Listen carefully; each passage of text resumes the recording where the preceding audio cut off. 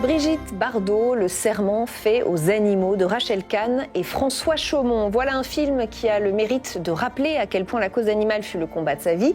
Le vrai, le seul, celui pour lequel elle est allée jusqu'à sacrifier carrière et fortune personnelle. Était-ce un sacrifice d'ailleurs? C'est une question. Et puis a-t-elle été la lanceuse d'alerte que semblent décrire les réalisateurs? Quid des propos qu'elle a tenus et pour lesquels elle a été condamnée? Est-ce que cela a fait du tort au combat qu'elle chérissait tant? Beaucoup de questions, vous l'avez compris, qu'on va se poser avec nos invités. Nadine Bellureau, bienvenue. Vous êtes sénatrice de l'Indre, apparentée au groupe LR. Vous êtes membre de la commission des lois, membre de la section animale et société au Sénat, et vous-même ardente défenseuse de la cause animale, très engagée contre la maltraitance animale. Vous avez d'ailleurs proposé plusieurs textes au Sénat allant dans ce sens. Daniel Salmon, bienvenue à vous également.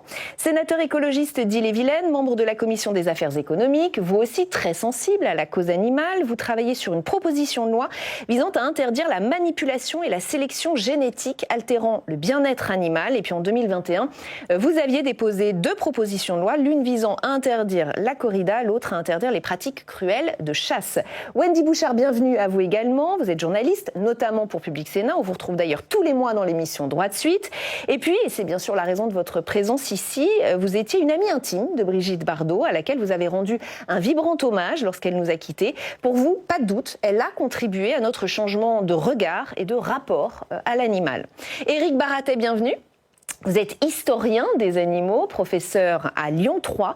Vous êtes l'auteur de très nombreux ouvrages, dont le très récent « Une histoire animale du monde à la recherche du vécu des animaux de l'Antiquité à nos jours ». C'est aux éditions Taillandier. Merci à tous les 4 d'être ici. On a un film très élogieux sur Brigitte Bardot, décrite comme une lanceuse d'alerte sur la cause animale, dénonçant avant tout le monde la maltraitance. On va rester là-dessus quelques minutes si vous êtes d'accord. Nadine Bellureau, est-ce qu'on peut considérer Brigitte Bardot comme une lanceuse d'alerte, peut-être la lanceuse d'alerte sur la cause animale en France? Alors d'abord, merci de votre invitation et je voudrais saluer ce film qui retrace sa détermination et cette volonté qu'il a toujours poussée. On voit que en fait c'était en elle, c'était vital, et sa volonté de vouloir faire avancer la cause animale. Et en effet, je considère que grâce à cette femme qui a mis énormément de sa célébrité, de sa notoriété, de son argent, on le voit d'ailleurs dans le film, de cette détermination, vraiment, cette femme a contribué à faire avancer la cause animale. On voit très bien d'ailleurs dans le film, on s'aperçoit qu'elle a été énormément moquée. Oui. Au début, on se moquait de cette blonde qui aurait pu continuer à faire des films. Puis à un moment, elle s'est dit quel sens je donne à ma vie, et ma vie, c'est la cause animale. Et vraiment, grâce à cette femme, on peut dire que l'opinion publique et puis les institutions aussi, parce qu'elle s'est beaucoup déplacée, elle a beaucoup sollicité, elle est intervenue au plus haut niveau, elle est partie à l'étranger, on le voit. Bien grâce à cette femme, eh bien, il y a eu une alerte sur la condition animale, parce que vraiment, s'il y avait quelques textes qui étaient extrêmement embryonnaires, je considère qu'il reste encore beaucoup à faire. Oui, bien sûr. Mais en tout cas, oui. On peut considérer qu'elle a été une lanceuse d'alerte. Vous êtes d'accord, Daniel Salmon? Comment on l'a perçue côté écologiste? Oui, clairement, je pense qu'elle a été à la pointe sur ces sujets-là, même si depuis beaucoup s'en sont emparés, de nombreuses associations comme Greenpeace ou L214. Mais à l'époque, effectivement, elle a levé cette question. Jusque-là, l'animal n'était pas du tout perçu comme un être sensible, du moins par une large part de l'opinion. Et à partir de ces actions, eh bien, on s'est interrogé. Bon, bien entendu, la séquence des bébés phoques a été complètement centrale, mais on voit dans le film qu'elle s'est pas contentée de cette question des bébés phoques, mais avec une vision beaucoup plus large. Et moi, quelque chose qui me touche beaucoup, c'est la question des animaux d'élevage, la question des abattoirs, parce qu'il y a nos animaux domestiques très proches, et puis il y a tous ces millions d'animaux qui, en France, eh bien, ont pour vocation de finir dans nos assiettes, mais sur lesquels, pendant longtemps, on ne s'est pas du tout interrogé, parce qu'on a vu plutôt un animal produit, produit alimentaire, et on n'a pas vu l'être vivant qui était derrière. Donc voilà, c'est ça qu'elle a pu montrer dans son combat. Tellement lanceuse d'alerte qu'il y a eu d'ailleurs des réactions des téléspectateurs avant cette émission, et on a notamment Marion de Chaville qui nous dit « Il y a presque 40 ans, toute ma famille est devenue végétarienne grâce à un reportage de Brigitte Bardot sur les conditions d'abattage des animaux en France. » Wendy Bouchard, ce film montre qu'elle a été avant-gardiste même. Est-ce qu'elle en avait conscience, vous qui l'avez bien connue? Est-ce que ce film correspond à ce que vous avez vu d'elle et connu d'elle? Complètement. Ce qui est très beau, je trouve, c'est qu'elle ne se disait pas lanceuse d'alerte, mais elle évoquait des cris. C'était des cris d'alerte au départ. D'ailleurs, on voit dans ce film, c'est très bien raconté, qu'elle structure ce combat-là, qu'au départ, c'est épidermique, ça part du bon sens, ça parle d'un rejet intrinsèque de ce qui se passe, les abattoirs évidemment, sans étourdissement, puis ce qu'elle voit comme citoyenne et comme spectatrice d'un monde qu'elle n'accepte pas. Et elle se rend compte qu'il va falloir structurer cette parole. Donc la Fondation va l'aider aussi à porter cette voix différemment. Et ensuite, elle aura l'intelligence de s'appuyer sur des gens qui sont presque, là pour le coup, professionnels de la cause. D'abord, le compagnonnage avec Alain Bougrain-Dubourg l'a beaucoup aidé, car en dehors d'être son compagnon, son amoureux, il est pour le coup très au fait de ces situations, journaliste, reporter, il a documenté ses combats, donc ils se sont beaucoup aidés l'un l'autre dans la sensibilité et dans la manière de porter au grand public ce combat-là. Sensibiliser l'opinion complètement. À ce sujet. Et donc, bien sûr, ça lui ressemble. Est-ce qu'elle se sentait pionnière? Je ne crois pas. Elle n'a jamais rien revendiqué d'ailleurs. Mais tout était tellement si simple, si fluide avec elle, qu'encore une fois, elle nous marque dans ce combat par sa modernité depuis les années 60 quand même. Éric Baratet, dans l'histoire de la cause animale, est-ce qu'il y a toujours eu des leaders comme ça? Ou est-ce que Brigitte Bardot fait quand même office de lanceuse d'alerte particulière? Oui, particulière, parce qu'elle avait une audience médiatique énorme. Mais ce n'est pas la première. Hein. Les femmes arrivent dans la protection animale à la fin 19e siècle. Hein. Et une journaliste comme Séverine, par exemple, anti-corrida, etc., était extrêmement célèbre en France. Et puis on l'a oublié. Et ces femmes, le problème, c'est que jusqu'au droit de vote, ont été très très peu écoutées, parce que justement... Parce que femmes, peut-être? Parce que femmes, parce qu'elles ne votaient pas, tout simplement, et elles prennent en main les associations, par exemple la SPA est prise en main par les femmes à la fin 19e, l'audience de la SPA s'effondre au niveau politique. Hein. Mais vous dites les femmes, ça veut dire qu'il n'y a pas eu d'hommes défenseurs des animaux? Si, il y avait, bien sûr. La première SPA est créée par des hommes. Hein, mais les femmes arrivent en tête, en direction, elles prennent les directions des choses à la fin 19e, et là on voit les choses qui s'effondrent, et ça remonte après, comme par hasard, après 46, hein, quand elles ont le droit de vote, on les écoute un peu plus, et là on a des choses, c'est elles qui obtiennent par exemple la première révision de la loi Gramont en 58, ou en 64 la première loi sur l'abattage. Hein, c'est une femme qui est porteuse de ça.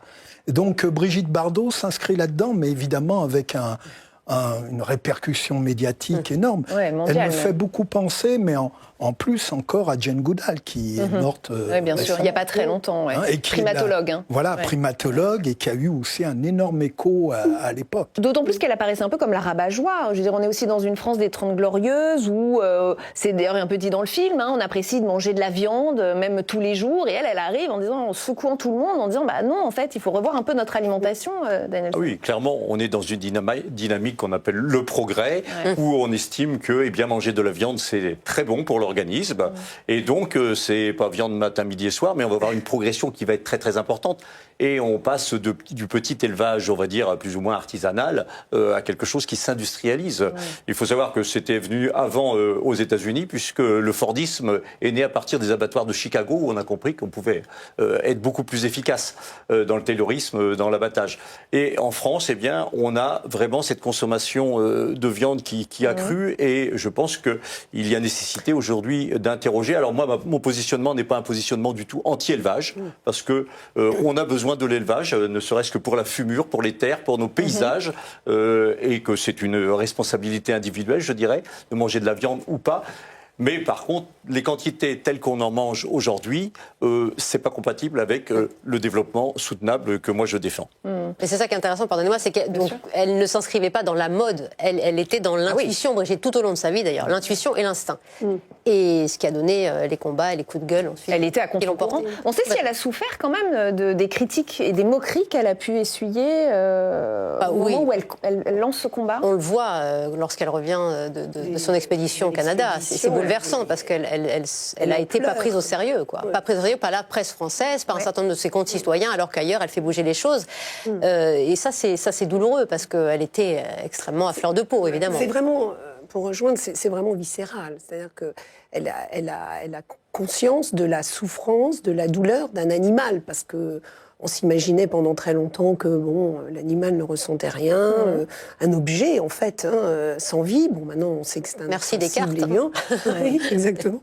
Et voilà. Et donc on a vraiment aussi dans ce reportage, c'est vraiment bien montré que elle le vit physiquement. C'est viscéral, mais c'est pas éducatif. Elle ne vient pas d'une famille où on lui a appris ça. Non, ni scientifique ni éducatif. On ne sait pas d'où ça lui vient en fait, cet amour des animaux, si ce n'est l'empathie incroyable qu'elle a ressentie. Voilà. C'est vrai qu'elle a une famille qui a été assez dur quand même avec elle dans la rigueur, etc. Et que chaque présence animale en vacances ou à la maison lui apportait ce réconfort. Donc elle a quand même trouvé en miroir, sans doute à ses petites peines de cœur d'enfance, un réceptacle à ses émotions avec l'animal.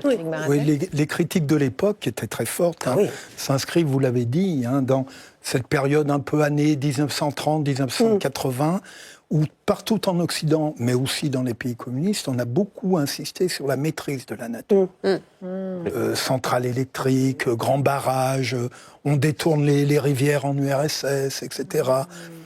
Teilhard de Chardin qui fait un hymne à la bombe atomique après 1945. Enfin bref, on était vraiment dans la technologie à tout prix et la maîtrise de la nature. Et donc...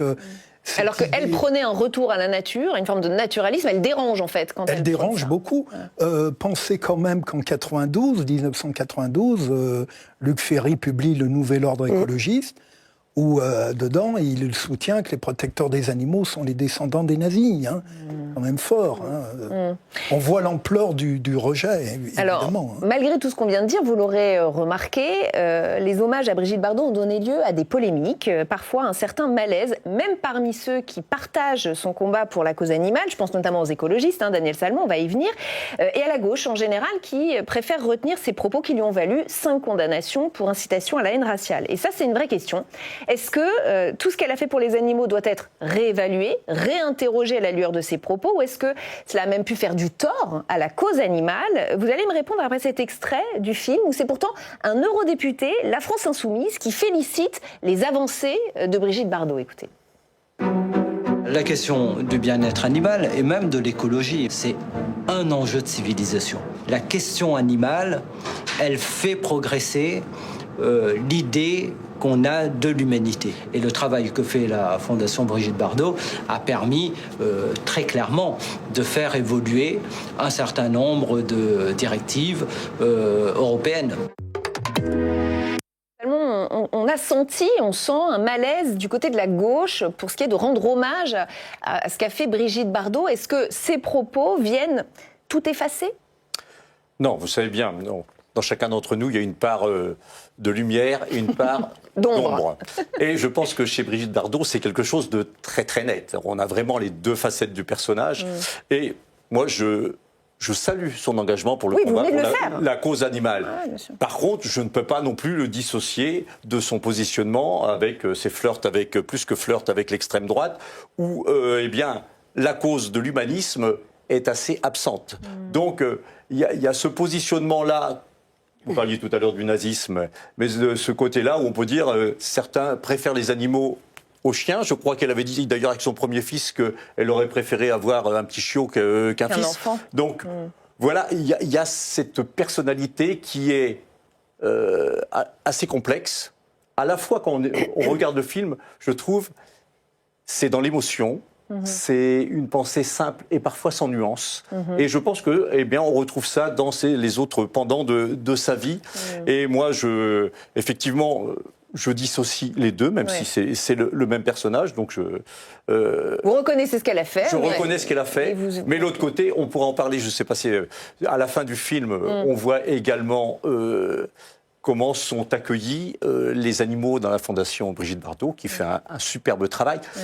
Mais qui peuvent aussi interpeller lorsque l'on voit la manière dont on va les soigner, leur faire des plats élaborés, quand on sait que dans la rue, on a des gens qui meurent de faim et que le Rassemblement national prône le fait de laisser les gens pratiquement mourir dans la rue. Vous pointez une critique qui a été effectivement émise sur Brigitte Bardot, c'est qu'elle préférait les animaux presque aux êtres humains. Bon, voilà, c'est quelque chose qui effectivement a circulé, qui se disait sur elle. Je sens que vous voulez réagir. Oui, moi d'abord, je voudrais citer Lamartine, qui résume, je trouve, on n'a pas deux cœurs, un pour les humains et un pour les animaux. On en a un. Voilà. Et cette façon systématique que lorsqu'on vient défendre la cause animale, eh bien, pourquoi on ne va pas défendre des enfants, des gens ? Mais tout ça, c'est un tout. C'est pas parce qu'on vient défendre la cause animale que l'on n'est pas sensible à la pauvreté. Voilà, je veux dire, ou à la maltraitance des enfants. Ou la maltraitance des enfants. On vit tous sur la même planète. Certains ont cette cause. C'est pas pour autant qu'ils excluent une autre de ces causes. Donc vraiment, sincèrement, je veux dire, notre cœur, il parle à tous et à tout ce qui existe. Et pour revenir sur ces propos, en effet, on peut ne pas les partager, mais ça a toujours été une femme très libre. Si elle a fait Dieu crée la femme, elle était d'une grande liberté. Et elle était totalement transparente. Mais on ne peut pas dire que c'est une femme qui a eu envie de faire de la politique, qui est... disons, utiliser ses propres pensées personnelles, que voilà, comme tu disais très bien, Daniel, qui la regardait, pour la cause animale. Je veux dire, elle a dit ce qu'elle pensait, on est d'accord, on n'est pas d'accord. Elle a été condamnée, hein. Mais exactement, des délits, voilà, mais elle a transcendé, enfin, je veux dire, elle était au-delà, et elle n'a jamais utilisé ses propos, ses opinions personnelles pour la cause animale. Je veux dire, sa cause animale, elle était entière, au-delà de ça, et je pense que il ne faudrait pas réduire ce qu'elle a fait et dire, ben voilà, maintenant, en fait, minimisons ce qu'elle a fait parce qu'elle pensait ça. Non, mais il y a un mot que vous avez employé, parce que moi, je ne veux pas tout mélanger. Je trouve qu'on fait beaucoup de caricatures sur elle et que ça me fait du mal, parce que moi, je l'ai connue profondément. L'émotion. L'émotion, c'est capital chez Brigitte, parce qu'elle a toujours fonctionné à l'émotion et à l'intuition. L'émotion, et on dit que parfois la colère est mauvaise conseillère, c'est la colère qui l'a conseillé, qui a presque guidé sa main, qui trempait dans le sang des animaux. Vous savez, quand pendant 40 ans, vous recevez du courrier, que vous épluchez du courrier, que vous voyez des maltraitances en pagaille, et des gens qui vous demandent de l'aide, pour toutes sortes d'aides, des enfants malades, des femmes dans le besoin, des femmes maltraitées, elle répondait aux lettres qui appelaient des réponses, elle envoyait des billets, elle allait visiter les gens, elle mettait les gens en contact. J'ai des centaines d'exemples à vous donner. Donc c'est quelqu'un justement de profondément humaniste, mais au sens où l'humanisme pour elle, c'est homme-animal mélangé. Et parfois c'est vrai qu'elle a frôlé la misanthropie, peut-être qu'elle a été misanthrope à la fin de sa vie parce qu'elle était dégoûtée de voir ce que l'homme faisait. Mais pardon, moi je suis journaliste, Rebecca, vous voyez, nous tous comme citoyens, les drames qu'on entend tous les jours, à un moment donné, contrairement à d'autres vaillants combattants qui se sont dit, bon, on n'a pas réussi, mais on continue, elle a été éplorée par tout ce fardeau d'horreur qu'elle vivait au quotidien. Moi, j'ai jamais parlé de politique avec elle. Elle n'avait pas de notion politique. Brigitte, elle était gaulliste de famille et de tradition. Pourquoi vous aimez Marine Le Pen ? Elle avait répondu à Delahousse parce qu'elle a des couilles. Bon, c'est pas une pensée politique, ça. C'est parce qu'elle elle aurait voté pour quiconque aurait suivi son combat pour l'animal. Mais vraiment, elle avait peut-être un entourage qui était plutôt enclin à suivre ces idées-là. Mais Brigitte, elle n'était pas militante de rien. Mais elle a su aller dans les bureaux de ministres aussi. Hein, par contre, oui. Elle a su se servir des outils politiques. Elle a rencontré Charles Pasqua et elle a rencontré beaucoup de monde. Non, tous les présidents. Voilà, j'entends parfaitement ce que vous dites. Bon, après, elle a eu des écrits quand même assez forts qui sont condamnables et qui ont été condamnés. Et elle a regretté d'ailleurs à la fin. Et puis, je pense qu'elle a été plus ou moins utilisée également. On voit bien que ce n'est pas une pensée élaborée. Je trouve que tout cela, dans ce qu'on voit, ça manque parfois de cohérence. C'est-à-dire... Quand on va plutôt s'afficher à côté de l'extrême droite qui milite pour... Elle ne s'est jamais affichée à côté de l'extrême droite. Quand même... Je n'ai pas de photo. Hein. C'est ce qui en est perçu, mais bon, après, il y a des ressentis. Mais je pense qu'il y a des réalités quand même. Et l'extrême droite, aujourd'hui, l'ennemi de l'extrême droite, ce sont les écologistes. Parce que nous voulons justement préserver la biodiversité, lutter contre le réchauffement climatique. Et ce parti... s'assoit complètement sur la transition écologique. Donc, la cause animale, c'est la cause de notre planète. C'est les humains et ce sont les animaux. Éric Baraté, vous avez été surpris par ce malaise qu'a créé... Oui, mais je crois qu'il faut dissocier le malaise médiatique, moi je dirais, parisien, de la réalité. Parce que sur le terrain, pour avoir beaucoup parlé avec des gens et de toutes classes confondues, ils ont préféré retenir son combat. Oui, je ne pense pas que ces déclarations qu'on juge comme on veut aient impacté son travail dans la cause animale. Est-ce qu'historiquement, le combat pour la cause animale a eu une couleur politique? Est-ce que c'était plutôt le fait d'un parti, d'un courant? Est-ce que ça doit l'être? Alors, il y a des jeux de va-et-vient comme ça. Il y a des moments où c'est plutôt à droite, plutôt à gauche. C'est très variable. On voit très bien comment, par exemple, je m'excuse, mais le fait que les écologistes, en majorité, ne soient pas très sensibles à la cause animale, je ne parle pas pour vous, mais en majorité, fait que, par exemple, Marine Le Pen a très bien su saisir cet aspect-là, avec ses chats, etc., etc. Et inversement, il y a eu des époques où c'était l'inverse. D'accord. Quelle époque? On sait à quel moment c'était la cause d'un autre parti, et peut-être un parti vert? Les Verts, par exemple, années 80-90, la cause animale était beaucoup plus profonde que maintenant. Oui, alors... Vous avez perdu. Ce que je trouve, c'est que, si vous voulez... Sincèrement, d'abord on est tous très différents, c'est une cause qui ne doit pas avoir de parti ni de couleur. Voilà. Parce qu'un animal, c'est pas je suis de gauche ou je suis de droite, je réfléchis si je le saigne sans l'étourdir, je me soucie pas de sa souffrance. Ça, c'est pas possible. On n'est ni de gauche ni de droite sur ces sujets-là. Sur ces sujets-là, on doit être tous réunis pour se dire il faut faire avancer cette cause. Parce qu'il reste encore beaucoup à faire. On sait que c'est lent, on sait que c'est étape par après étape. On le voit bien ici sur des textes ici. Mais ça transcende tous les groupes. Voilà. Ça doit être transpartisan, Daniel Salmon, vous êtes d'accord? Oui, tout à fait. Ça doit pas l'apanage des écologistes. C'est pas une chapelle. Bien entendu, la cause animale doit être, on va dire, transpartisane. Mais je trouve que dans l'approche qu'on en a là, sur ce plateau, c'est une vision assez réductrice. Parce que la cause animale, c'est pas simplement nos animaux domestiques et les animaux d'élevage. Aujourd'hui, on est dans un effondrement de la biodiversité. On est dans la déforestation, aussi bien en Indonésie qu'au Brésil. Et ce sont des milliers d'espèces qui disparaissent aujourd'hui. Et donc, ce sont des animaux qui ne disparaissent pas comme ça en tombant du ciel. C'est-à-dire que c'est des animaux, c'est de la souffrance animale quelque part aussi. Donc, c'est tout un ensemble. C'est-à-dire que défendre la cause animale, c'est défendre notre écosystème, c'est défendre la vie sur cette planète d'une manière générale et essayer de préserver tous ces écosystèmes. Sinon... je dirais que Brigitte Bardot avait une approche aussi, elle mettait le bon blanc d'un côté et pratiquement le barbare de l'autre, avec une vision un peu des paroles condescendantes par rapport à certains peuples autochtones qui, eux, vivaient dans la nature. Quand je vois des Inuits qui allaient à la chasse aux phoques au préalable ou qui mangeaient de la baleine, moi ça ne me choque pas. Ce qui choque, c'est lorsque tout cela est industrialisé, lorsque derrière il y a juste une question de profit et non plus de survie. Et voilà, je pense que c'est des choses qu'il faut dissocier pour avoir une vision plus globale. Wendy Bouchard. C'est intéressant ce que vous disiez sur est-ce que le combat a une couleur. C'est Paul Watson qui a dit récemment que les défenseurs des animaux et de l'environnement étaient forcément un peu réactionnaires. Alors au sens où en réaction à la société actuelle, mais vous êtes d'accord? Conservateur, parce qu'il s'agit de conserver. Voilà, ça c'est intéressant. Parce que voilà, on décélère forcément, on arrive dans un mode qui prend de la distance par rapport à ce qu'on vit, que ce soit l'élevage intensif ou l'usage des pesticides. Donc je trouve ça assez intéressant. Conservateur, oui, voilà, peut-être un peu, mais pas inhumaine, ça c'est sûr.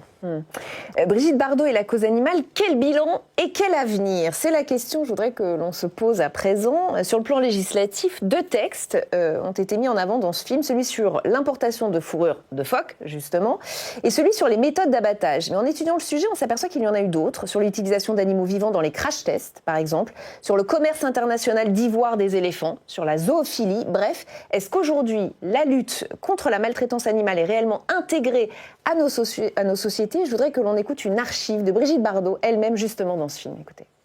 Stop au cauchemar! Stop au cauchemar! Pour les poules! Pour les veaux! Il y a une prise de conscience du public, mais forte. Et que dalle de la part des gouvernements de celui-là, d'un celui d'avant, celui d'encore avant, etc.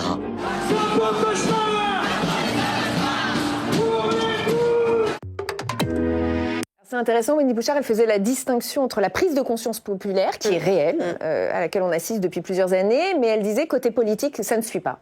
Bah, c'est pas faux. C'est pas faux. Je fais exception des parlementaires dont vous êtes. Non, mais c'est vrai. D'ailleurs, elle dit pas politique, elle dit gouvernement. Ouais, c'est vrai. Elle a rencontré le président, les gouvernements, pardon, mais secrétariat de conditions animales, quoi que ce soit, j'ai jamais rien eu. Qui a bossé sur ces textes-là? Ce sont les parlementaires. Voilà. Et l'opinion publique, moi j'ai commencé ce petit métier il y a 20 ans. À l'époque, je faisais déjà beaucoup de sujets sur les animaux. On me disait, bon, t'arrêtes avec tes chats, tes chiens. On m'avait catalogué dans ma radio de cœur à l'époque Europe 1. J'en fais encore beaucoup maintenant à ici, France Bleu, à Radio France. Ça va mieux dans la prise de conscience parce que les philosophes sont passés par là, les intellectuels, les historiens comme vous ont fait avancer la cause, etc. Mais ça a pris du temps. Il y a quelques années encore, on nous prenait pour Brigitte Bardot, c'était les caniches et les chats de compagnie. Ça vous est venu de Brigitte Bardot, vous, moi, oui. cet amour des animaux? Moi, à 6 ans, quand elle a créé sa fondation, je faisais des petites tirelires dans des boîtes à chaussures et je faisais la quête dans Paris. D'accord. Voilà, et je redonnais mes 50 francs de l'époque à la Fondation Bardot. Ah oui, moi, j'ai grandi vraiment avec elle. Je la trouvais admirable, vraiment. Daniel Salmon, c'est vrai que vous êtes un peu seul ou pas? Vous vous sentez un peu seul, peut-être tous les deux en tant que parlementaires, sur cette cause animale? Écoute, du côté des politiques, en ce moment, on se sent très très seul. Peut-être pour d'autres sujets. Aujourd'hui, les lobbies sont à la manœuvre. Et c'est-à-dire le lobby de la viande est très très fort, très puissant. Ce sont ces mêmes lobbies qui font qu'en Indonésie ou au Vietnam, en Asie du Sud, où on avait des peuples qui étaient...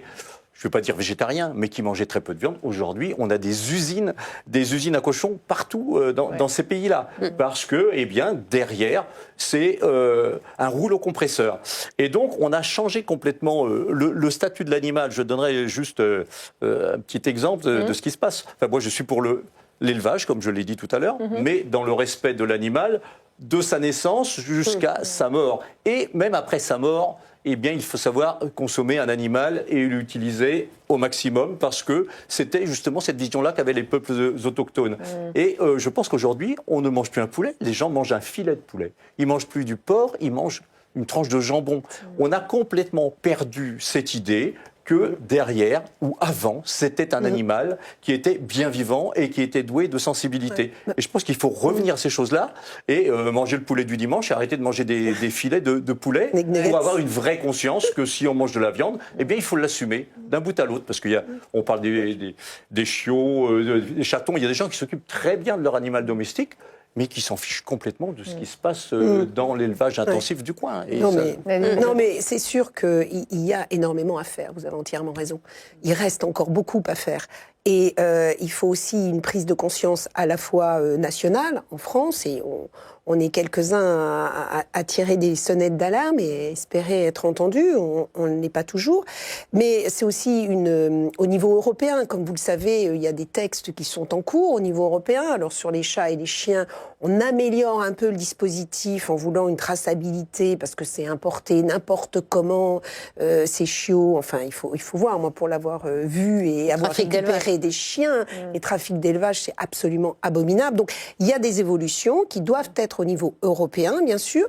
Il y a un vrai sujet, ça rejoint ce que tu disais, que vous disiez, c'est aussi le transport des animaux. Alors là, c'est un blocage total au niveau européen, parce que les transports, oui, la France n'est pas forcément la première à vouloir militer. Le transport des animaux vivants, j'ai d'ailleurs appris, en fait, on se dit qu'on est dans un monde parfois un peu fou, parce que le transport d'animaux vivants revient moins cher que le transport de carcasses. Donc, si vous voulez, il y a vraiment des mécaniques à inverser, et c'est par exemple une directive qui est complètement en stand-by. Alors que vous avez des animaux qui sont par milliers sur des bateaux qui peuvent rester Il y a eu une affaire où pendant 2 mois, ils étaient plus de 2000 sur le bateau, dans des conditions de transport. Est-ce que véritablement c'est ce qu'on veut aujourd'hui? Donc, l'Europe doit aussi être en capacité d'imposer et de montrer l'exemple vis-à-vis des autres pays qui peuvent consommer. Je ne suis pas contre la viande, mais je pense qu'en effet, il faut essayer de rééquilibrer les choses pour qu'on ait quand même une meilleure qualité. Éric Baraté, c'est vrai que les gouvernements ont du mal à se mettre sur ce sujet. Peut-être que ça ne paye pas électoralement, ou ils le pensent, à tort peut-être. Il faut dire le président actuel, au niveau conditions animales, je pense qu'on n'a pas eu pire en tant que président de la République. Elle disait président en marche arrière, Brigitte. Oui. Parce que ça ne l'intéresse pas ça ne... Je pense que ça ne l'intéresse pas, puis il est sensible à des réseaux de pression, et vraiment, alors là, il a tout donné aux chasseurs. Vous avez le souvenir d'un gouvernant ou d'un chef d'État ou d'un ministre? Même Giscard, chasseur devant l'Éternel, n'aurait jamais osé donner ce que l'actuel président a donné aux chasseurs. Hein. C'est évident. Il a baissé la TVA pour les jardins zoologiques. Enfin bref, est-ce qu'un jardin zoologique est un produit de première nécessité? Je ne suis pas sûr. Je voulais revenir sur cette affaire de... Je pense quand même que les choses changent, hein, même si les politiques sont en arrière. Est-ce que ce n'est pas un peu la fonction des politiques d'être en arrière, ou du moins la constante? Mais l'opinion publique change. Ah oui, c'est ce que je dis. Oui. Moi, j'ai aussi senti le changement de l'opinion publique dans les années 2000. Hein, ça, c'est évident. Quand je faisais des conférences, avant, il y avait 3 plaies de tondu. Maintenant, il y a du monde. Et les gens, maintenant, sont sensibles à tout ce qui est abattage, etc. On le voit bien avec l'association L214, qui a mis les choses en face. À l'inverse... en 1946, le réalisateur Franck Jus a fait un film, Le sang des bêtes, hein, qui raconte l'abattage aux abattoirs de la Villette, hein, où tout est montré. Oui, c'est terrible. Aucun écho. Parce que, comme vous l'avez dit, on est dans une France qui sort de la guerre, qui veut se remettre à manger, et bon, on mange la viande quoi qu'il arrive. Dans le magazine de sa fondation, l'Infojournal, a été publié un ultime message de Brigitte Bardot. Elle avait écrit « Le combat continuera avec ou sans moi ». Et ce sera ma dernière question. Est-ce que vous le pensez? Est-ce que vous voyez l'avenir de façon positive? Est-ce que le fait que Brigitte Bardot ait disparu changera quelque chose dans la lutte pour la cause animale? Écoutez, moi je me dis, il faut voir le verre à moitié plein, et tout ce qu'elle a fait ne peut pas tomber en désuétude. Mais c'est vrai que quand vous avez une personne extrêmement charismatique et qui en fait porte, même si elle a créé, comme ça a été dit, elle a très vite su constituer une structure juridique avec des fonds.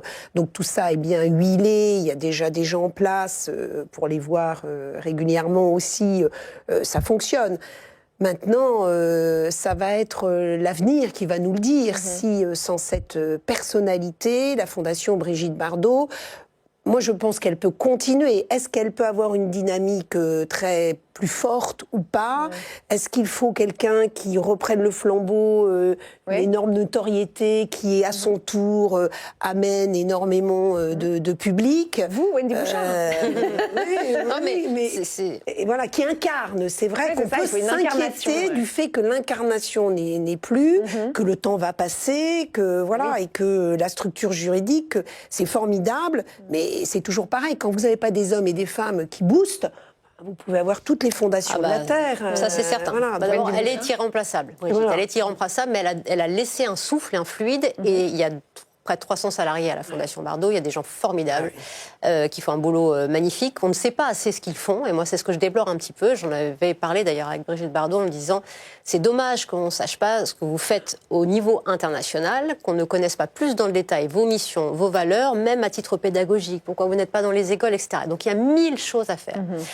Vraiment, il y a des gens de qualité, des gens aussi jeunes. Il faut que les générations se bougent et se brassent dans cette fondation, parce que c'est très bien d'avoir des dons, des legs qui pleuvent grâce à cette femme. Et ça, c'est exceptionnel, ça n'existe nulle part ailleurs. 90% de dons dans cette fondation aujourd'hui. Et c'est magnifique. Moi, j'ai assisté à l'ouverture de testaments où vous avez des maisons à 20 millions d'euros offerts. Pourquoi? Parce que c'est Brigitte. Donc ça, il faut en être vraiment, d'où ma question, vraiment à la hauteur. Vraiment être à la hauteur. Il n'y a pas d'équivalent pour reprendre le flambeau, a dit son ex-compagnon Alain Bougrain-Dubourg. Oui, je pense que Brigitte Bardot est un personnage très important dans cette cause-là, mais nul n'est irremplaçable, et je pense qu'il y a quand même une évolution culturelle. Aujourd'hui, eh bien, le rapport à l'animal n'est plus du tout le même. La science vient nous aider aussi. Pendant très longtemps, on a pensé que l'animal n'était même pas un être sensible et qu'il ne souffrait même pas. Vous voyez où on en était. Donc il y a quand même une grosse évolution de ce côté-là. Donc je pense que les choses vont continuer à évoluer. Mais moi, ce qui me fait peur, c'est cette dissociation dont je parlais entre certains animaux, une espèce de hiérarchie entre les animaux, certains qui ont le droit d'avoir tout le confort et toute notre attention, et puis d'autres eh bien, qui ne sont plus que des produits. Et donc c'est là qu'il va falloir travailler. Et quand tu abordais la question des transports, il y a des choses aussi qui viennent se frotter, parce que la mondialisation nous montre aujourd'hui que eh bien, les épizooties, les zoonoses se propagent à une vitesse extrême, et donc les transports, qui sont vraiment le symbole du mal-être animal également. Hein. Nous, on avait déposé, je crois que c'était en 2021, une proposition de loi justement pour limiter le transport de ces animaux. Bon, on n'avait pas eu gain de cause comme sur beaucoup d'autres choses, mais je pense que le train est en marche et qu'on va continuer d'avancer. De toute façon, l'intérêt est un peu positif en ce temps. Donc, on va pas revenir en arrière là-dessus. Pour conclure. Oui, pour revenir sur la fondation Brigitte Bardot, si c'est une personnalité qui reprend derrière, il faut surtout que ce soit une personnalité qui y croit et qui ne fasse pas ça simplement pour l'image. Pour l'image. On a des cas d'associations qui ont été reprises par des gens médiatiques et qui n'y croyaient absolument pas, ça a été la ruine totale. Et c'était la grande force de Brigitte Bardot, c'était évidemment d'y croire. C'était elle. Merci à tous les quatre d'avoir participé à cet échange. Merci à vous de nous avoir suivis comme chaque semaine. Documentaires et débats à retrouver en replay sur notre plateforme publicsena.fr. À très vite. Merci beaucoup. Merci de cette émission sur les